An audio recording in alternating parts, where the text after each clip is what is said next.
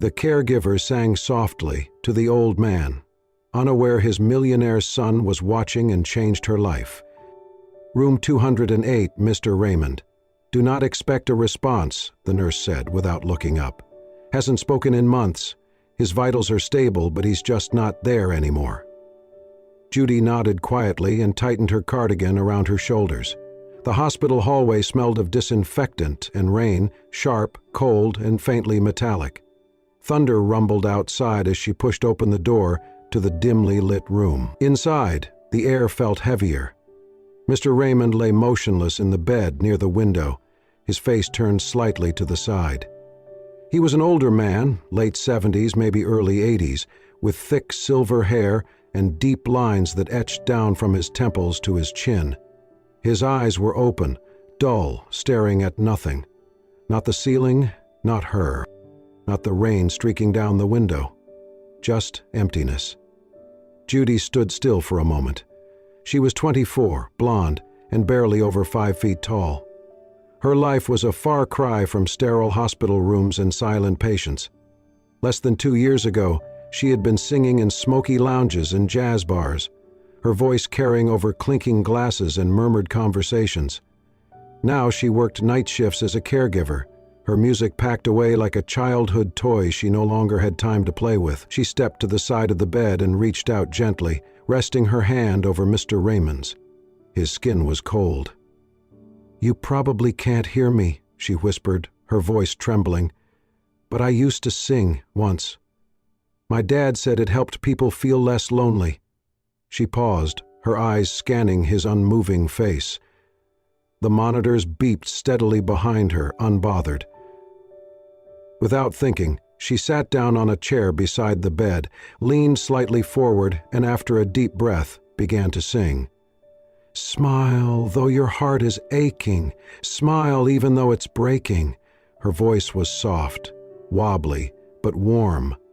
The words floated gently into the stillness, filling the corners of the room.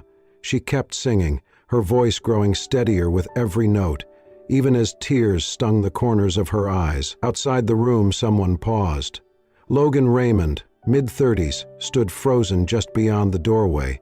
He had returned to the hospital after hours, under the radar as always. The staff knew who he was, wealthy, powerful, untouchable, the son of the great Henry Raymond. But they also knew not to expect warmth from him. Logan kept his distance. He paid the bills, signed the authorizations, and avoided the rest. He had not intended to come this late. He only stopped by to drop off paperwork, maybe peek in for a moment as he sometimes did, never long, never inside. But this night something stopped him in his tracks. A voice, not loud, not showy, but achingly beautiful in its rawness. He edged closer just enough to peer through the narrow slit between door and frame. His eyes found her, a girl with hair the color of summer wheat, singing to his unconscious father like he mattered, like he was still here, still someone worth singing to. Logan swallowed hard. His father had been a musician once, a violinist of quiet fame and uncompromising discipline. Their home had always been filled with sound, but not always warmth. After his mother died, Logan and his father had drifted into separate orbits, mutual silence becoming their unspoken agreement. Now this girl, a stranger, was doing what Logan never dared, reaching him. Judy continued the song, unaware of the man watching her from the hall. "You'll find that life is still worthwhile if you just smile." She let the last note linger, eyes closed, then slowly exhaled. Silence returned, deeper somehow, after the song ended. She looked down at Mr. Raymond's face. Nothing. Still empty, still silent. She gently squeezed his hand, offered him a small smile of her own, and stood. Outside, Logan stepped back, blending into the shadows, just as the door opened. Judy didn't see him as she turned down the corridor, her shoes whispering over the tile floor. He stood there for another minute before finally entering the room. His father hadn't moved, not a blink, not a breath out of place, and yet the air felt different, warmer, lighter. Logan sat in the same chair Judy had just left, and stared at the man he'd spent most of his life misunderstanding. "I don't know who she is," he murmured, "but she saw something in you I stopped trying to see a long time ago." The rain tapped softly on the windows, as if keeping rhythm with a song that hadn't truly ended, and for the first time in years, Logan stayed. Before hospital rooms and late-night shifts, Judy had lived for music. At 21, her voice had become a familiar sound in the jazz lounges tucked into forgotten corners of the city. She sang with a warmth that lingered in the air long after the final note, a voice that could hush a room without effort. Her regular spot was a dimly lit club called Velvet Moon, where regulars would arrive early just to sit closer to the stage. She never sought fame. Judy only wanted to sing songs that meant something, and for a while, that was enough. Then came Darren. He was charming, older, and knew the business, or so he said. He became her manager, her boyfriend, her everything. He promised her bookings, demo recordings, a future. She believed him. Until the night he disappeared. She came home to an empty apartment. No suitcase, no note, just her bank account wiped clean and her guitar missing. Everything she had saved, gone. Her world collapsed in silence. No more music, no more stage, just questions and rent overdue. She vanished from the scene like a melody left unresolved. Caregiving was never the plan. It started as a desperate attempt to survive. A neighbor worked at a staffing agency and found her a temp job in a hospice wing. 1 week turned into 2, then months. She didn't talk about her past and no one asked. In her scrubs and ponytail, she was just another quiet girl doing the hard work no one else wanted. She never sang. Until Mr. Raymond. Something about the way he lay there, silent and alone, reminded her of her father. He had passed away in a hospital room just like this one. Fluorescent lights, antiseptic smells, and the steady beep of a heart monitor. She had not made it in time to say goodbye. That memory never left her. So when she saw Mr. Raymond for the first time, something stirred inside her. He looked so distant, so far from here, like someone drifting out to sea. And without thinking, she sang. "Smile, though your heart is aching." It was not a performance. It was not rehearsed. Her voice was soft, uncertain, but each note pulled something deeper from her soul. Not for applause, not for approval, just for him. She sang as if reaching across a dark, silent void, hoping that, wherever he was, he might hear her. When the song ended, she didn't expect a reaction, and she got none. But for the first time in years, she felt like her voice mattered again. She returned to her rounds, quieter than before, but with a strange lightness in her chest. She couldn't explain it, just that somehow she had sung not to be heard, but to be present, to offer something beautiful into a space that had forgotten beauty. And that was enough. What Judy did not know was that someone else had heard it. Someone who had not only listened, but would never forget. Logan Raymond was 33, and on paper, he had everything. He had everything: CEO of a rapidly growing tech firm, a penthouse overlooking the skyline, tailored suits, and a calendar booked months in advance. He was the kind of man who spoke in bullet points, closed deals with a handshake, and never cried, not even at his mother's funeral. He had built walls so high, even he forgot what he was trying to keep out. Growing up, Logan's world had been filled with music, but not warmth. His father, Henry Raymond, was a celebrated violinist who toured across continents. While other kids went to soccer practice with their dads, Logan sat alone at home with sheet music and unanswered questions. His mother had tried to bridge the gap. She sang to him, taught him to hum lullabies his father once composed, and whispered, "He loves you, just doesn't know how to show it." But when she died suddenly from a stroke, Logan was only 12, and whatever thread connected father and son snapped clean. Henry returned from a European tour 2 days late for the funeral. Logan never forgave him. As the years passed, they spoke less and less, until silence became the only thing they shared. When Henry collapsed from a stroke nearly a year ago, Logan handled everything: the private hospital, the paperwork, the high-end care facility. But he never stepped inside the room, not once. He told himself it was because there was nothing left to say. But then, that night, as he passed by room 208, he heard her. That voice. He did not know the girl, just caught a glimpse of blonde hair and soft features through the cracked door. But her voice, it sliced through him. Not because it was beautiful, but because it was familiar. She was singing "Smile," his mother's favorite song. The one she used to hum when Logan couldn't sleep. The one Henry used to play on the violin. Just once, years ago, the night before his final tour. Logan had not heard that song in over 2 decades. But now, hearing it in the dark, sung with such quiet care to a man who had not spoken in months, something broke loose in him. He stayed in the hallway long after the song ended, staring at the door he had avoided for nearly a year. That night, he could not sleep. The next evening he returned. Still did not go in, but he stood there again, hands in his coat pockets, listening as the girl, Judy, he would later learn, sang softly, unaware of her audience. And for the first time in 10 years, Logan allowed himself to feel grief, guilt, and the smallest spark of something he had buried long ago, the hope that maybe not everything between him and his father was lost. The following night, he brought a chair from down the hall and sat outside the door. He did not say a word.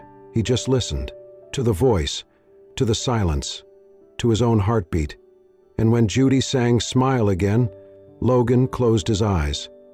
He could almost hear the violin, almost hear his mother's laugh, almost feel something thawing inside the frozen space he once called a heart. And for the first time in his adult life, Logan stayed. For the next week, Logan came to the care facility every evening just before 9.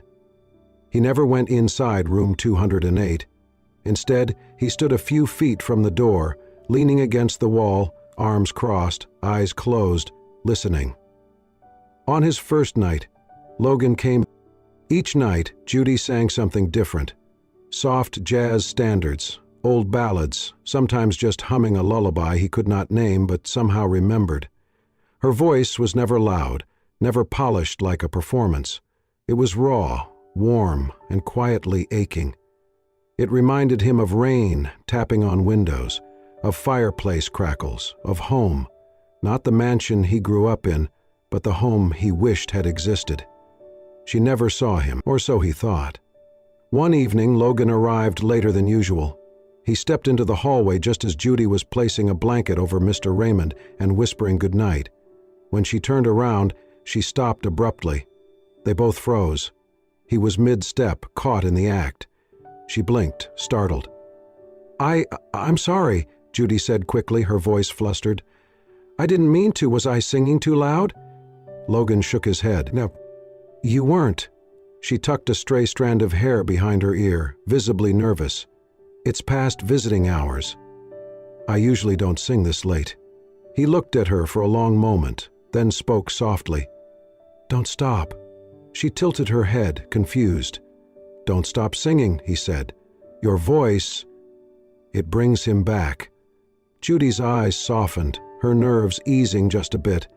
"I'm not sure he hears me." "He does," Logan replied. "I think maybe he does more than either of us realize." There was a pause. "I've seen you here," she added cautiously, "most nights, just outside the door." Logan gave a half smile. "Yeah, that's me, the guy who lurks and never says anything." She laughed under her breath. "I'm Logan, by the way." "I know," she said, and immediately looked apologetic. "I mean, they talk, the nurses." "Of course they do," he said, amused. "And you are?" "Judy," he nodded. "Nice to officially meet you." They stood there in the hallway for a moment longer than either expected. The hum of machines down the corridor filled the silence. "You used to sing professionally, didn't you?" Logan asked suddenly. Judy blinked, surprised. "How'd you guess?" "Your voice," he said simply. She hesitated. I did. A few years ago, bars, clubs, small stages. Why'd you stop? She looked down. Life, betrayal, bills, the usual. He didn't press her. Instead, he glanced toward his father's door. He used to play the violin, Logan said, professionally, traveled a lot. I didn't understand it when I was a kid. I thought he cared more about music than me. Judy said nothing, letting him speak. After my mom died, he continued, we never talked much. I built a life without him. Easier that way. She nodded slowly. But you're here now? I wasn't, not until you sang. Judy's breath caught.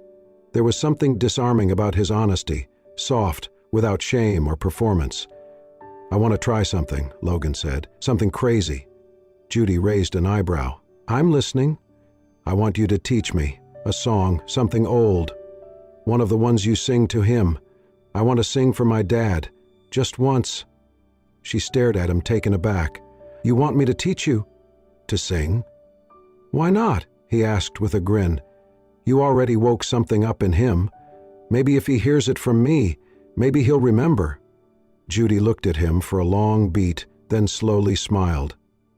All right, but I'm warning you, I'm tough. I think I can handle that. They stood there, smiling like two people who had unknowingly circled each other for far too long, finally meeting in the middle. That night they sat in the small staff lounge, Judy humming the first few bars of Smile again, breaking down the lyrics. Logan followed awkwardly, off-key at first, then better. With each note, something unspoken began to mend, and for the first time in years, Logan Raymond didn't feel like he was just visiting his father. He felt like he was coming back to him. One note at a time. Judy had not expected the singing lessons to become a ritual. Yet every Tuesday and Thursday evening, after her shift ended, Logan would show up, sometimes a little early, always a little nervous, and they would meet in the common room of the care facility, where the walls were lined with dusty books and the piano in the corner hadn't been tuned in years. They sat side by side on the worn couch, her humming a few bars, him repeating them, often off-key, sometimes hopelessly out of rhythm. But he tried, God, he tried, and Judy, to her own surprise, loved every minute of it. Their first song was Smile, then came Moon River, What a Wonderful World, and Unforgettable. Logan fumbled the lyrics, mumbled through verses, and sometimes laughed so hard he had to start over. But his voice grew stronger with each attempt, never perfect, but honest and deeply human. Judy coached him with warmth, occasionally tapping his arm to adjust his breathing, tilting his chin with 2 fingers so he would stop slouching. You sing from your chest, not your throat, she would say, demonstrating with ease. You make it look way too easy, he'd reply, watching her with something like awe. Somewhere between the harmony and the laughter, something deeper began to form, something soft, something quiet, like a song neither of them had sung yet, but both instinctively knew. Logan started bringing dinner with him, homemade. Chicken soup one night, lasagna the next, and once an attempt at her favorite, butternut squash risotto. How did you know I loved this? She asked, eyes wide. You mentioned it once. At the vending machine 3 weeks ago, she blinked. You remember that? I remember everything you say, he replied without hesitation. Judy felt something shift in her chest, something warm and dangerous. Between sessions, Logan started helping her with small tasks, taking out heavy laundry bags, changing water coolers, even scrubbing a stubborn spot on the floor outside her assigned wing. Each gesture was quiet, practical, and deeply thoughtful. She teased him. You know you're the heir to an empire, right? You don't have to mop floors. He shrugged. Maybe I want to earn my way into something better. One evening, after a particularly long rehearsal, Logan showed up carrying a large, oddly shaped box. What's that? She asked, raising an eyebrow. He set it down gently and peeled back the lid. Inside, nestled in velvet, was a restored vintage microphone, silver, gleaming, with a wide grill and curved stand. Judy gasped. "I saw you stop in front of one like this once," he said. "Back when we passed that antique store downtown. You touched the glass. Didn't say a word." She ran her fingers over it reverently. "I only mentioned it once." He smiled. "That was enough." Judy swallowed hard, her throat tightening. "Logan, I can't accept this." "You already have," he said gently. "Besides, I didn't get it just for you." She looked up, confused. "I got it for us," he added. "To sing. Together." The next afternoon, Judy arranged for a small performance in the care facility's common room. Just a casual concert for the residents, an idea she'd always wanted to try but never had the courage. Logan insisted on being part of it. They stood together in front of a half-circle of wheelchairs and walkers, the new microphone perched between them. Judy wore a simple navy dress, hair loose for once. Logan had a guitar slung over one shoulder and a lyric sheet folded in his back pocket. They opened with "You Are My Sunshine," the crowd clapping along softly, smiles blooming like spring after a long winter. Judy's voice soared, but it was Logan's steady harmony, raw, imperfect, but heartfelt, that stole the moment. They sang "Can't Help Falling in Love," and then, by request, returned to smile. When the final note faded, the applause was gentle but full of emotion. Some of the older patients wiped tears from their eyes. One woman leaned toward her neighbor and whispered, "That boy's in love with her."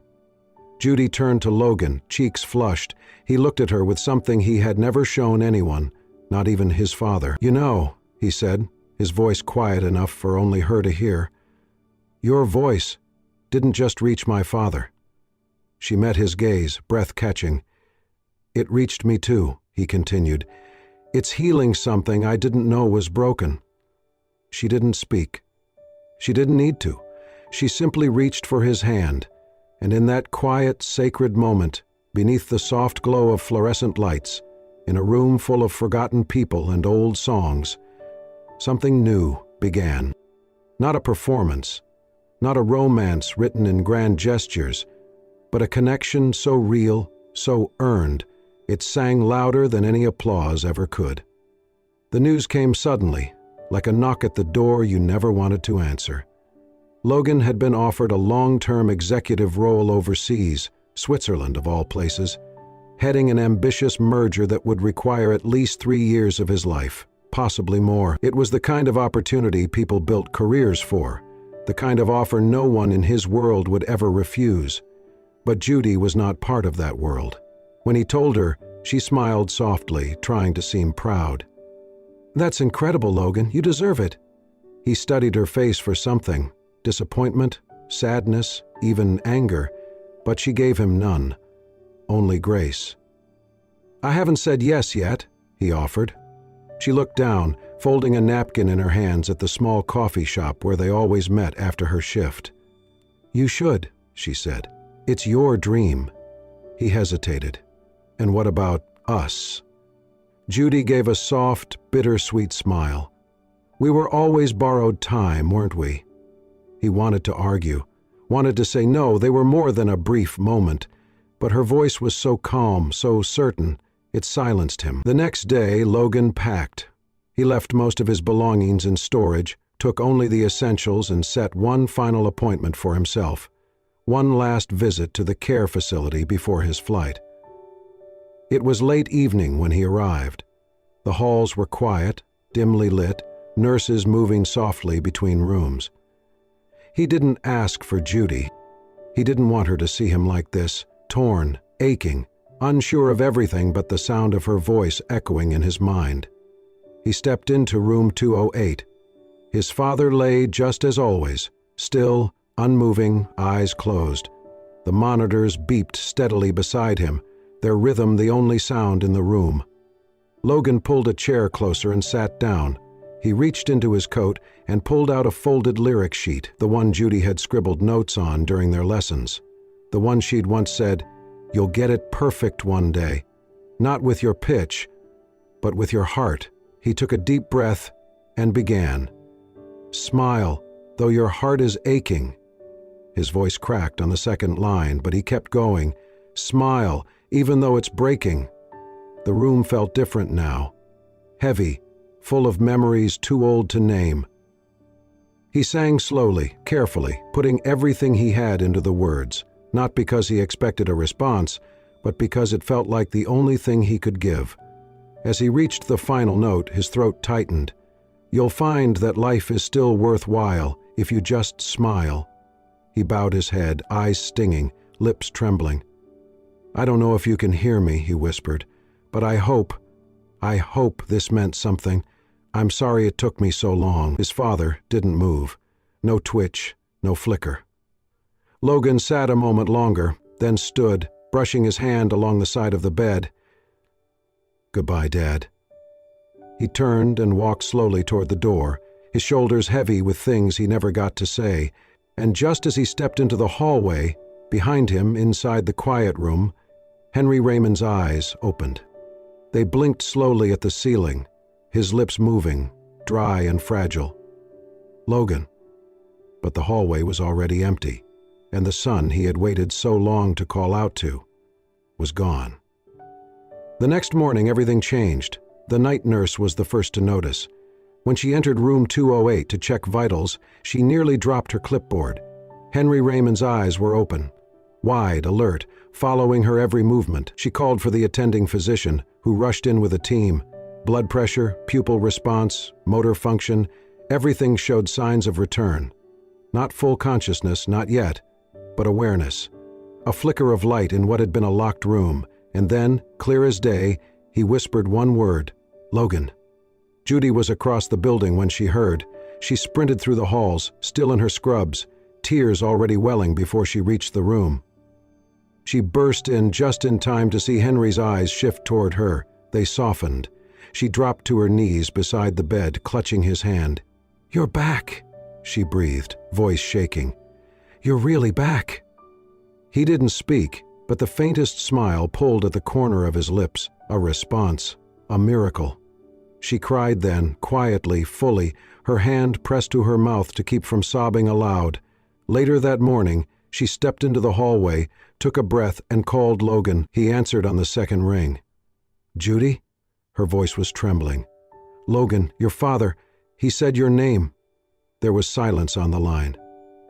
"I don't understand," he finally whispered. "He's awake," she said, barely believing it herself. "He's here. He asked for you." Logan didn't wait for more. By nightfall, he was back. He canceled the meetings, left the contract unsigned, told the board he had a family emergency, and walked away from a multi-million-dollar deal without blinking. Judy met him in the lobby. He looked different, his face drawn from the overnight flight, eyes clouded with hope and fear. She stepped forward, unsure what to say. But he pulled her into a hug before she could speak, holding her like someone anchoring himself to the only truth that mattered. "Where is he?" he asked. She led him to room 208. Henry was sitting slightly upright, propped by pillows. His head turned slowly when Logan stepped in. Their eyes met. Logan froze. Neither spoke for a moment.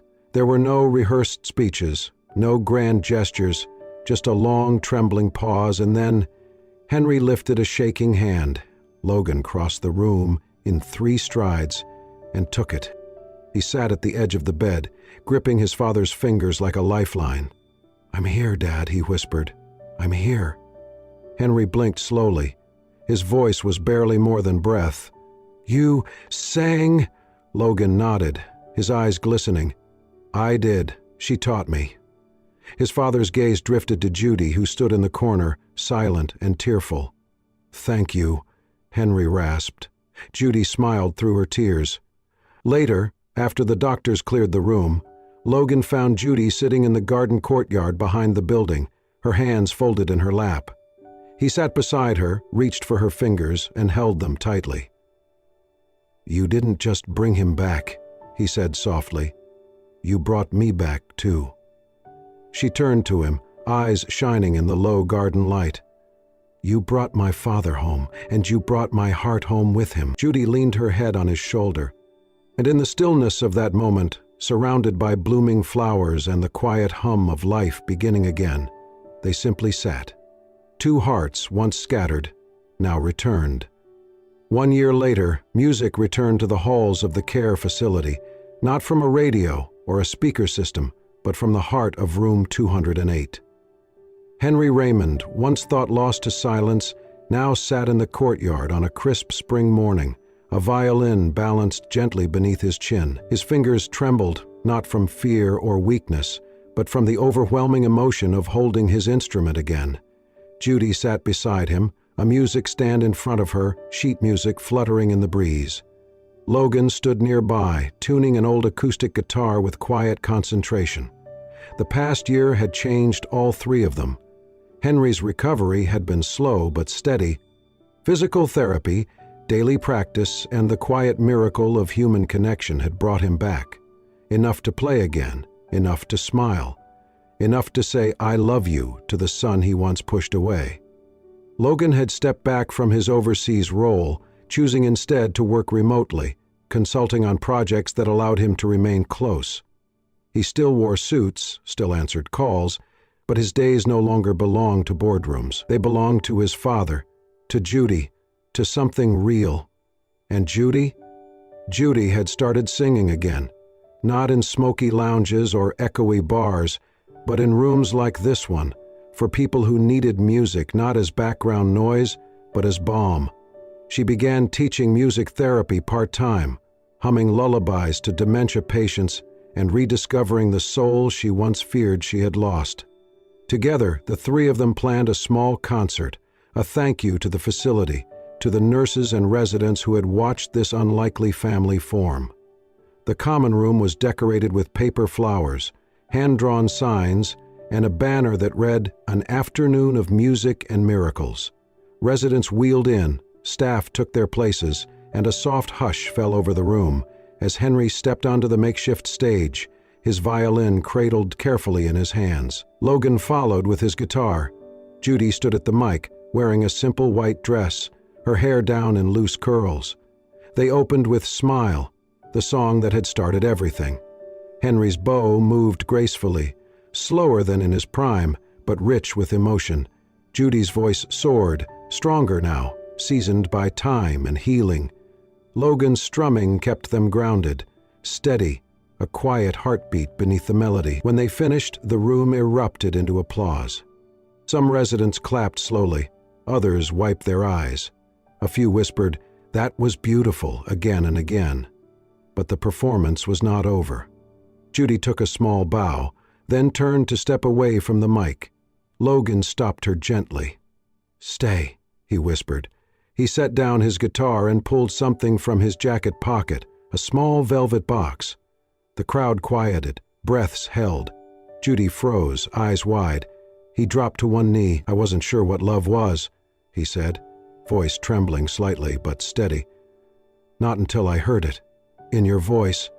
In the way you sang for my father. In the way you brought him back to life." He opened the box. Inside was a simple gold ring set with a single sapphire. "You don't wear armor," he continued. "You wear light. And somehow, you lit up the darkest corners of my life." Tears spilled down Judy's cheeks as she raised her hand to her mouth. "I don't need a stage or a spotlight or a perfect plan. I just need you." He looked up, eyes filled with something sacred. "Will you marry me?" The room burst into soft gasps and quiet cheers. Judy laughed through her tears, nodding. "Yes, of course, yes." Logan slid the ring onto her finger, stood, and pulled her into a gentle embrace. From his chair nearby, Henry pushed himself up, not easily, but with determination. A nurse stood to help him, but he waved her off. Step by step, he crossed the room to them. He reached out, took Judy's hand in one of his, Logan's in the other, and then, quietly, he began to cry. The applause that followed was thunderous, not because of the performance or even the proposal, but because every soul in that room understood what had just happened. Healing, love, home. Logan turned back to the mic, cleared his throat, and said, "If you'll indulge me for one more minute." The room fell silent again. "She didn't know," he began, "that when she sang for my father, She wasn't just singing for him.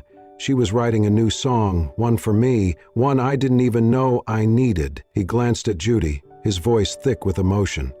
She gave me back my father, and in doing that, she gave me back myself.